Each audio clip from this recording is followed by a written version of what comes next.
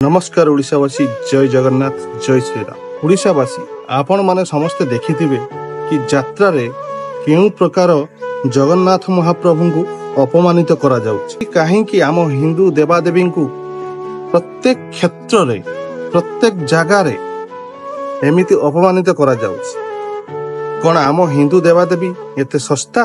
तो यही सब अपमान को देखी आम हिंदू माने पूरा नीरव, पूरा चुप कौन पाई? तरे कौन आम हिंदू माने एते कमजोर हो जाइचे कि जीए भी आसीबो आम हिंदू देवादेवी को अपमानित करी चली जीवो? सतरे कौन हिंदू लोक सोई जाइचंती ना सबू देखी नीरव हो जाइचंती? एतेबेले जगन्नाथ महाप्रभु को अर्पण रथ करी 12 दुआर बुलाउचंती तो केतेबेले हिंसार शिकार होई जगन्नाथ महाप्रभु को जाली दउचंती।